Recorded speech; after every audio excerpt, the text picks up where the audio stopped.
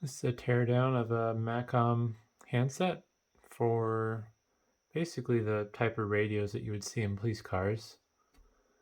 This unit's actually surprisingly clean. Has been taken apart before or used. It's model MC101616V1.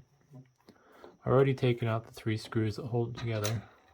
They're fairly substantial and go basically most of the way through the handset. Not too much to see on the inside. There's a counterweight to basically give it a good weight in your hand to counter the weight of the cord. The strain relief on the cable for this is really nice. They have some metal tabs that are molded into there, along with the rubber structure and then some zip tie and then some slack.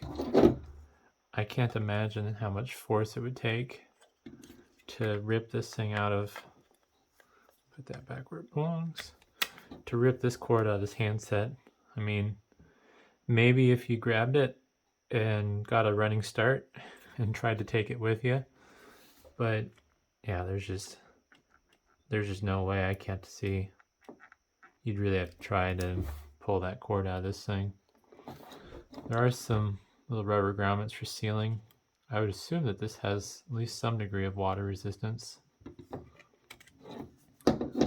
This would be the speaker, and I'm assuming the microphone, since there is no obvious microphone in this device, which wouldn't be too uncommon. And there's some circuitry in here. I would guess that it's some sort of amplification circuitry. This transistor here is a 2N5210. This one is also a 2N5210. A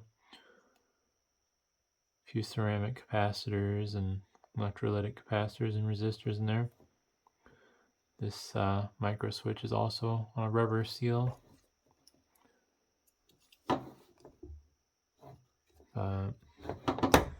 I would assume that this is a proprietary connector style. I would be surprised if this was compatible with anything beyond the Macom line.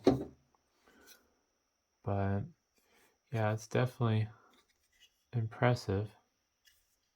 Just noticed something strange. This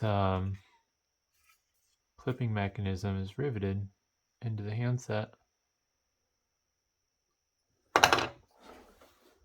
But overall, very, very durable design from what I can tell, and justifiably so, since this is for police and fire type departments.